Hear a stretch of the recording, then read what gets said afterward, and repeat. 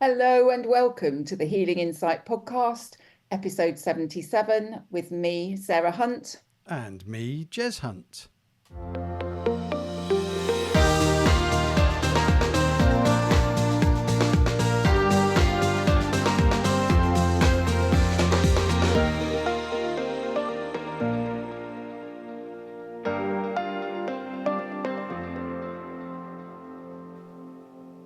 Hello, everyone. It's wonderful to be back with you again today. You've probably noticed we've taken about a year out, as we've had other things that we both needed to do, but we are back. We are vibrant. We're ready to go and run some more of these wonderful Healing Insight podcasts, looking at different aspects of healing, looking at things that you can do for yourself, and generally just having in-depth discussions between the two of us about various subjects that are brought to our attention. Indeed, it is. It's strange to be back, but in a very good way. It doesn't seem like it's been a year since we did episode 76, to be fair. Things have gone really quick, but yeah, it's great to be back. And let's pick up on some fantastic topics moving forward and seeing what listeners want to listen to as well. Absolutely. So if you do have anything that you'd really like us to have a chat about during one of our podcasts, please email one of us. Details can be found where, Jay? Details can be found. Where can they be found? They can be found on the website, peacefulliving.co.uk. Thank you. Okay, so today, thought it might be interesting to look at post-trauma stress disorder. Okay, post-traumatic stress disorder. How would Yeah. people recognise it? You said post-trauma stress disorder, so people might not necessarily resonate with that way of putting it. So I was Okay, just clarifying. yes, we're off. We're back. The brother and sisterly Hey thing ho. going on again. All good, Um, all good. Post-traumatic stress disorder. I feel it's a really important topic to look at because to me, it's much more of a problem than is perhaps recognised by a lot of people out there. It tends to be associated with people who have uh, been in the armed forces, who have been out in war-torn areas. But from my experience with healing, with clients, with myself even, I feel it's something that can affect us far more than we realise. Yeah, I agree. I think so. To me, PTSD, post-traumatic stress disorder, is basically a mental health condition that's triggered by experiencing or witnessing traumatic events or a traumatic event or multiple traumatic events. So that doesn't necessarily mean it has to be a war type scenario. It could be anything that's traumatic that triggers it for the client. Yeah, and something that is traumatic for one client may not be traumatic to somebody else. And Absolutely. that means to go with their different experiences, their points of reference, how much support they had around a time of something that felt very traumatic to them as well. And then it can manifest in lots of different ways. So it might be that they have trouble sleeping, or they start getting anxiety and panic attacks with no real understanding of where that's coming from. Perhaps they're getting nightmares or flashbacks, even suffering from depression. In children, you might notice behavioral issues and perhaps regression of behavior.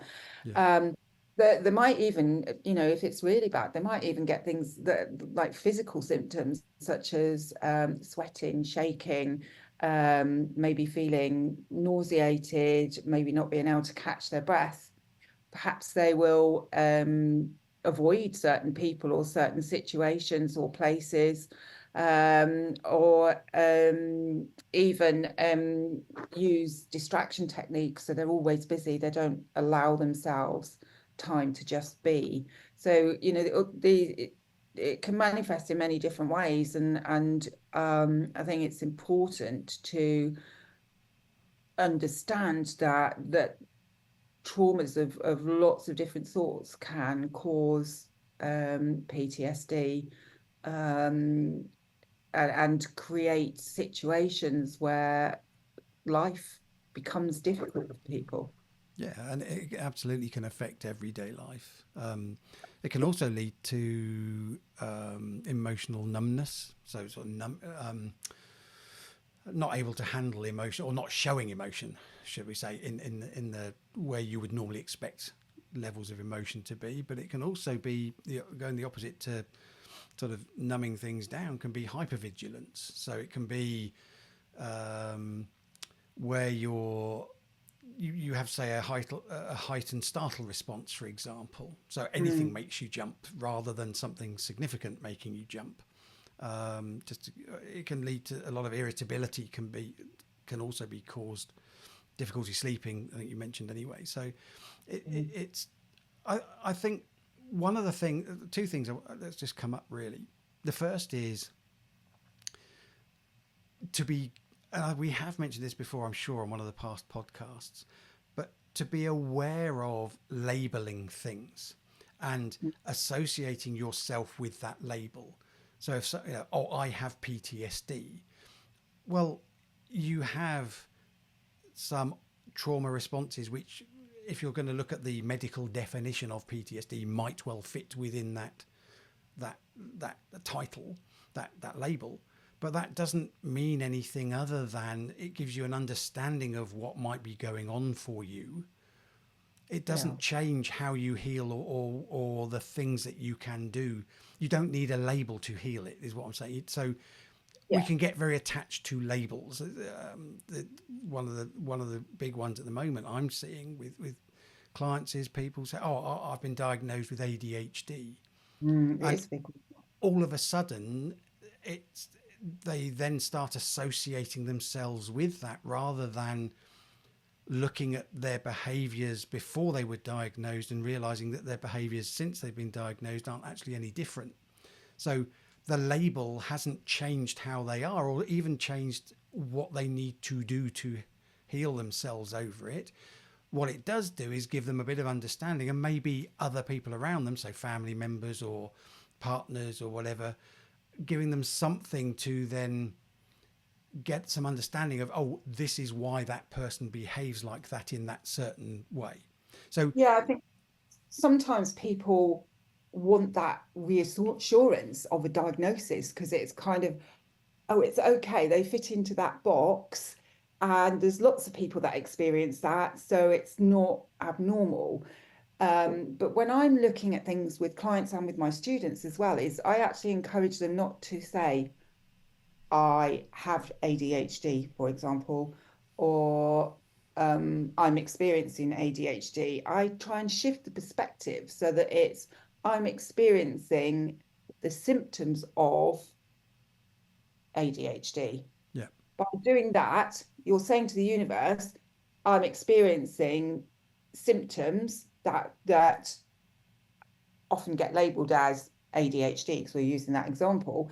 But we're not saying I've got it, because if you can say it often enough, I've got it, the universe is going to go, oh, Sarah likes having ADHD, so we'll make sure she stays with ADHD. And so it makes it a much harder healing process. But if you can actually shift that perspective so that it becomes, I'm experiencing the symptoms of ADHD, I'm experiencing the symptoms of diabetes.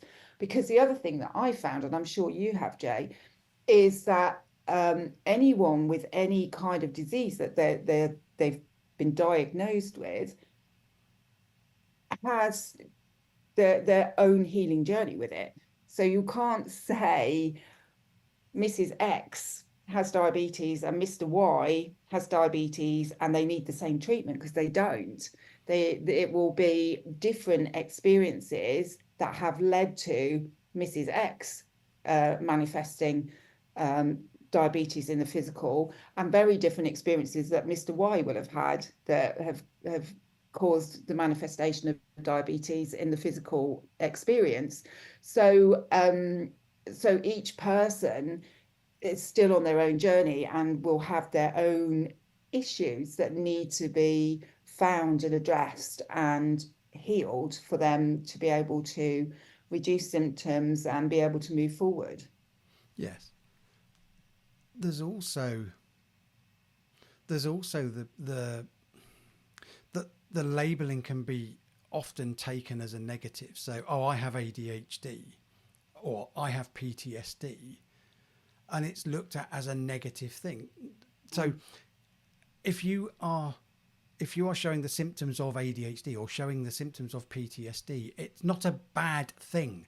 That's just where you are. And, having ADHD is not a bad thing. It's just who you are and part of who you are. And part of the labeling is for you to understand who you are, how you operate, how you function, so that you can understand what your behaviors are, and you can see or look for, if you want to, what the root causes of those behaviors manifesting in you have been, if you want to make changes in your life. Same with PTSD. It's just understanding, okay, so the reason I'm having flashbacks, the reason I'm having these things going on is because I've suffered with some trauma, whether it's a one-off incident or whether it's multiple instances or it's a complex trauma scenario. What that leads you to then understand is that then we can look at the root causes of that, and we can work on the root causes of that, which will reduce or possibly even stop the symptoms happening moving forwards. Doesn't mean we necessarily will or not. It'll be, but we can certainly improve. We can certainly improve things. I mean, it's certainly my experience for sure. Definitely. The I other, also, sorry, go ahead. I also see it that when you're experiencing symptoms like you do with PTSD, that's actually your body saying to you, something's really wrong here. Yeah. Something needs addressing. Hello. And we've forgotten how to listen to our bodies. And because of the way medicine has become so prominent, and it definitely has its place, so I'm not making any judgments about it, but what it has done is stop us from listening to our bodies as much as we would do, and also going outward for help rather than going inward. And it's really important to go inward, and that doesn't mean to say that you can't have coaching or counseling or what have you, but what a coach or a counselor or a healer does is help you to go inward. Yeah. And with all the over-the-counter painkillers and things now, we get a pain in our knee, we don't go, well, most people don't go, oh, why have I got that? What's happened there? We go, oh, I've got a pain in my knee, I'll take some paracetamol, which numbs the pain, and then you forget about it until it hurts again. But often people don't go, why has that happened? What is it that's stopping me from, what is it that's causing that pain? Yeah. Yeah, absolutely. And that's something that, the way over the centuries, over the generations, we have moved away from naturally trying to heal ourselves to reliant on medicines. And again, as you rightly say, there is a place for that. And we can actually heal ourselves alongside medicine. We don't necessarily have, it doesn't have to be we're going to do energy healing, or we're going to do tapping, or we're going to do, I don't know, whatever the other ones are, homeopathy or whatever. We don't necessarily have to do those it's not a choice of one or the other. It can be, depending what the issue is, it can be that some medicines can actually help support us while we work on certain aspects of things before we can then move off that. When I came off antidepressants originally, that was a process. I ended up using, as you know, I used a natural substitute, for want of a better word, because there were no side effects with the natural substitute, but that was to help me combat the side effects of the medical substitute or the medical medication I was taking originally, to actually get me off it because of the shakes and things and the electrical buzzes I was getting in my head trying to come off that medication. So that was part of my journey of healing to get myself, but it wasn't just about changing medication and then getting off the medication. It was all the inner work I was doing to understand why the symptoms came up that led to me having that medication in the first place, which Yeah. led to me naturally getting off the medication, and years on, never had a problem since. The other thing I just want to just bring in, this was the other point that I thought came up earlier, is with anything like this, there's a lot of stigma around it. And oh, you've got PTSD, you've been diagnosed with PTSD, well, you're not right in the head, or whatever. And I feel quite strongly with all of these sorts of topics we've talked about, we need to discuss it. It needs to be something that we don't shy away from. It needs to Mm. be, having discussion about childhood trauma, about PTSD, about, whatever it is. Trauma is a natural part of life and we respond to it differently. But I believe it happens to all of us at some point, some significant trauma. Yeah. So it's not something that should be taboo. It's not something that shouldn't be discussed, and it shouldn't be you shouldn't be ashamed of finding support. Whether it's you should be able to talk about it with your relatives, with your partner, without feeling ashamed, without them judging you. It should become part of a natural conversation or part of life to be able to talk about things like this. Same with suicide. People don't talk about it. It's still a, oh, hush, hush, we should be addressing these. Death is another one. I mean, people shy Yeah. away from talking about death or facing death. It's going to happen to us all. Uh, yeah, that's the one thing we can't get away from in this form. So it should be something that we can start talking about. And I believe that we should start talking about it and bringing it to people's awareness so it doesn't become, or it doesn't stay, a topic that someone who might be suffering the symptoms of or experiencing the symptoms of actually feels ashamed to say that to somebody because of, oh, well, they're going to think I'm nuts, or they're going to think I'm whatever it is. I think equally, people mustn't make any kind of judgment about somebody that's experiencing PTSD, for example, or about the trauma that they've experienced, because something that was traumatic for me might not be traumatic for you, but that doesn't mean to say that the experience I had wasn't very real to me in that particular moment in time. Equally, I think, as parents, I do feel we don't always realize the traumas that our children experience, the degree of them, and something that as an adult you might just brush off might actually be really traumatic for the child and you not realize it. Yeah. And as an adult, so now I have a wisdom of the age I am now. So I can look at things that happen to me and I can say, okay, that's interesting, or whatever. But when you're 5, you only have the mindset of a 5-year-old, the understanding of life of a 5-year-old. How do you know necessarily to able to express something in any way other than the reaction that you have, to be able to say, oh, that's okay, it's just a dog barking at me, it's nothing to be worried about. But actually, as a 5-year-old or a 4-year-old, a dog going rah, rah, rah, rah, rah, could give you a fear of dogs for the rest of your life unless you deal with it. But Mm. it, as an adult, you say, oh, it's just a dog barking, it's okay. I mean, I'll stay away from it, but it's okay, it's just a dog barking.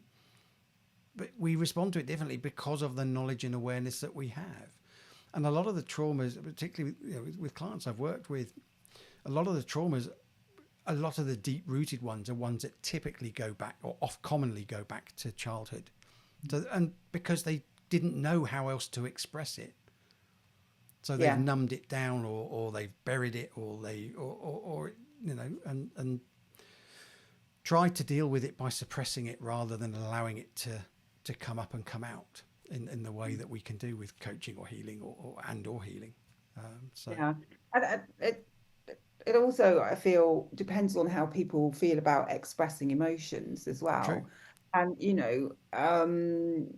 in our household, anger was not expressed, was it? Very rarely Apart expressed. from me, apparently. Apart from you. I was I was very expressive with anger as a child, if I remember. Yeah, I have some memories that I might not share on here because I don't want to embarrass you, but your 5-year-old self throwing a shoe that put mum's jaw out.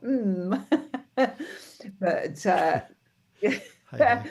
Anyway, um, but so anyway, moving on swiftly. No, no, but seriously, often people find themselves in situations where they don't feel that they can express their emotions, that where children are not allowed to express themselves properly. I can think of it in instances where I've told my children to stop crying and man up kind of thing, and just get on with it. And actually, that probably wasn't the best way to deal with it at the time, and probably because of whatever I'd got going on at the time.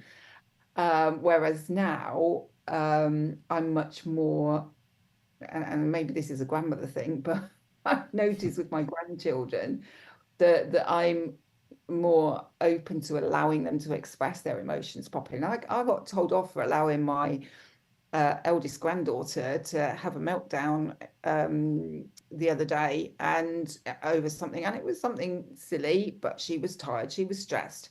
Um, there were other things going on. She had this major meltdown, even though I explained to her that why I'd said no to something that I'd said no to, and I left her to calm down, and she sat in the car for probably 10 minutes.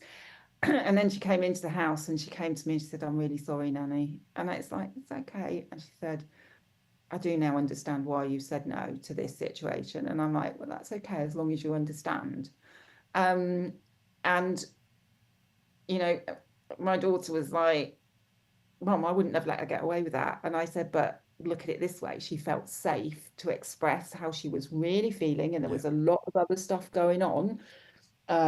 She felt safe to express it like with me because she knew that I wouldn't get angry with her, that I wouldn't shout at her, that I wouldn't tell her not to stop it and grow up and what have you. I just allowed her to let that anger out in the way that she was able to express it, and then she calmed down. We were able to have a proper conversation, and she could understand what was being said to her and why. So, certainly when we were growing up, if we'd had that kind of behaviour, we were in trouble. We'd be up in our bedrooms. We'd be yeah, all sorts of punishments going on, and that probably led to emotions being shoved down inside rather than expressed and let go of. That's not to say that we should allow things to get out of hand and create danger for other people, but equally we need to be teaching children from a young age so that as adults we can do this to deal with our emotions in a constructive way so that we're able to release them as they come up. With emotions are there to tell us that something is either good or not so good. They're helping us to understand our world around us, but we need to learn to allow those emotions to be what they need to be, and they'll pass. They will pass. Especially if it's negative emotions, they will pass. But sometimes we just need to allow them to come up and allow ourselves allow ourselves to feel them, to acknowledge them. And usually, once you acknowledge them, that's when they start to dissipate. yeah, yeah, yeah, But and certainly in this country, I feel we've been taught that we have to have a stiff British upper lip. We don't express emotion. And that leads to so many different problems. So if someone has experienced a trauma and doesn't actually allow themselves to feel the emotion that trauma triggers, then they'll shove it all down inside themselves, and then that can lead to PTSD. yeah, And when you go back, and certainly I've worked with lots of people with PTSD, when you go back and look for the root cause of the issue, often it's something that to some people would seem minor, but because they haven't actually had that opportunity to express the emotion that triggered, it's blown up into something much more. Yeah, and it's very real. It's very real for the person experiencing it as well. And and this is not to say that someone who's been in the armed forces, that's seen active duty, that's been shot at or seen friends killed um, in a wartime scenario. It's not about belittling any of that. It absolutely is. That's a significant trauma. Yeah, The thing is, the point I feel that we're trying to get across here, or certainly that I'm trying to get across here, is it doesn't have to be something that traumatic to create PTSD. It could be something like a dog barking when you're at you, or snapping at you, or biting you even when you're a young child, might cause that traumatic response. So yeah, it's very real, but as you said earlier on, it's different things for different people. Different people will respond to different things in different ways. I think the other thing that I think is probably the most important thing to get out here is, if you're struggling with trauma, if it's affecting you to the point where it's stopping you being effective day to day, if it's affecting your daily life. So if that's, you're not sleeping properly because you're having flashbacks or nightmares, or just lack of sleep, like insomnia. If it's affecting you to that degree, then do find some help from somebody. yeah. Don't, you don't have to do this on your own. You don't just have to keep struggling on with it. Go and speak to, well, you can come and speak to either Sarah or me. Get in touch. Either of us will speak to you and see what we can do to help you. But don't leave it. Do speak to somebody. Go and speak to your GP. Go and find a counsellor. Go and find, I'm not talking about relatives necessarily, unless they understand the complexities of dealing with someone with trauma. So just don't hold on to it and just think that you've got to struggle your way through this. And there are people out there, loads of people out there, that can help you. And Absolutely. And there's lots of different modalities that can be used, that will help to move you forward and to help you to let go of the energies and the emotions around trauma that could be creating a situation that's actually giving you a quality of life that's not as good as it could be. yeah, You know, just by taking the courage to find that help to address the issues, could actually make your quality of life so much better if you are experiencing any kind of symptoms within your physical world that are debilitating, that affect your your life and your lifestyle. yeah, absolutely. I mean, like many of the topics we've discovered, we're only really scratching the surface here with this. But I feel that, going back to what I said, don't feel ashamed about anything. Just be open to talking about it. It doesn't mean you have to go and stick it all over your Facebook profile, for example, but you can find people. And there are, that's the other thing, is support groups and things. There are plenty of support groups out there that might be helpful to you.